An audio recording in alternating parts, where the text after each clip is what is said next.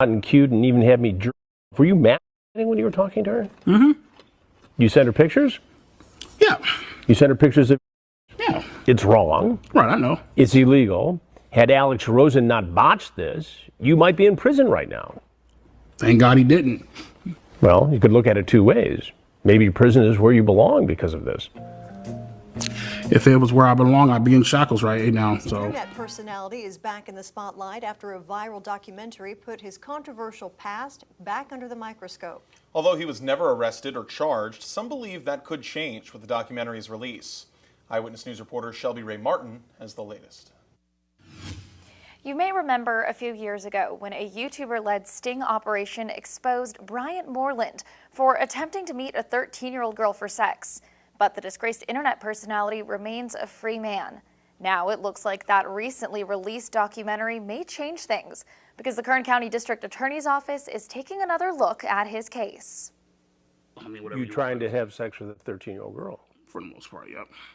This is a clip from the documentary The Sick Mind of EDP445. The film examines the rise and fall of YouTuber Bryant Moreland, better known by the screen name EDP445. Moreland grew up in Bakersfield. And yes, that was To Catch a Predator's Chris Hansen you saw interviewing him.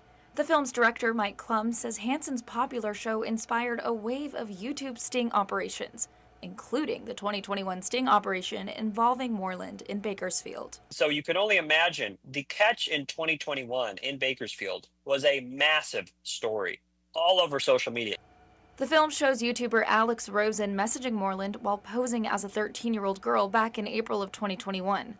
It also includes video of Moreland arriving at a Bakersfield apartment complex where he's confronted by Rosen and others involved in the sting. So while he didn't face any legal consequences due to the way the sting operation was handled, he received a massive amount of public backlash, was getting fired from jobs. Klum says he reached out to the Kern County Sheriff's Office and District Attorney's Office. Neither agreed to be in the documentary.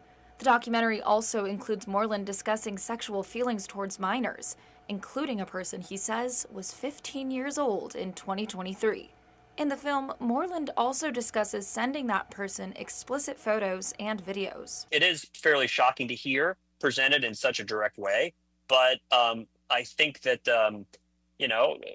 what EDP did in 2021 and again in 2023 was First pretty... reached out to the DA's office last week, and they told me they requested more information on the case back in January of 2022, but that information was never resubmitted. The DA's office then directed me to KCSO, so I reached out. At first, KCSO advised me to reach out to the DA. And after a few more emails and calls, KCSO told me investigators said they did not receive enough evidence or cooperation from those involved in the case. The sheriff's office said in part, quote, "We are aware of the documentary produced by Mike Klum about this case. However, at this time, we are not actively investigating the matter unless additional information becomes available." But now, the DA's office says it is taking another look. After I reached out again, the office told me, quote, "We are re-examining the case in light of the statements made by the suspect in the documentary." All proceeds from the Sick Mind of EDP445 will go toward RAIN, the Rape, Incest, and Abuse National Network. The documentary shows Moreland may only have 2027 to be arrested or charged, citing the statute of limitations. We'll continue to keep you updated as we learn more. Yo, yo, yo, it's Big Ant, the spokesman, man. We back. Another edition of Urban Politicians TV, UPTV. Make sure you stay on your pivot at all times, man. Had to come tap in, and I had a link in the description where you can watch the clip at the beginning in full ad from Bakersfield Now News. And I most definitely got to salute and give major props and respect for Shelby Ray Martin right there, pressing that line and making the people out there get active on this situation, because the sheriff's office and other people wasn't on it. But she done got in touch with the district attorney, and they said, oh, after peeping this documentary that you done made us aware of, we got to dig into this some more right here. And also Mike Klum, who put the documentary together that just recently dropped the other week, and I seen it getting reposted and shared on different blogs, and I see the arrogance, the disrespect, the no remorse or anything of the sort from this weird sicko dude EDP445. I said, hold on, bro. He's still walking around out here like this. He pretty much saying, oh, well, and I'm going to continue to do it some more. I'm looking for the next person that I can try to lure in, the next kid that I can try to get to fall for this. Because in 2023 was that last one that I had seen like on Twitter with Gideon, who is also a popular streamer as well, had came and got him up on the camera at that point in time. And he actually, from the H-Town area, I think he's from like Lake Jackson or the South somewhere. My bad if I'm incorrect on that, but I think he's from that area somewhere.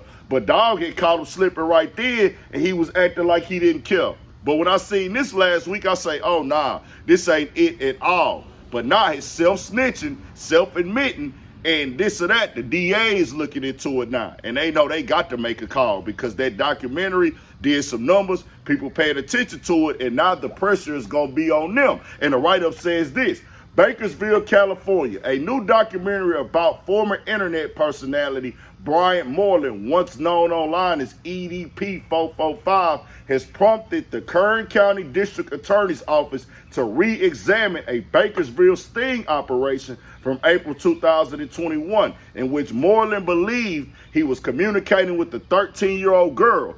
Moreland first made headlines 5 years ago after an internet-led sting operation in Bakersfield involved a decoy, not an actual 13-year-old girl. Moreland was never charged in connection with that sting. Now, the recently released documentary, The Sick Mind of EDP445, examines the rise and fall of Moreland, who grew up in Bakersfield. The film includes an interview with the To Catch a Predator host Chris Hansen and focuses in part on how Hansen's show inspired a wave of YouTube sting operations, including the 2021 Bakersfield operation involving Moreland. The district attorney's office said it is now reviewing the case again. In a statement, the office said, we are re-examining the case in light of the statements made by the suspect in the documentary.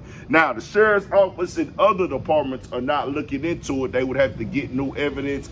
That's how they get down. But if the district attorney is looking into it, they make everything move. They can put things in motion. So it's good that the awareness is brought there to keep an eye on this guy.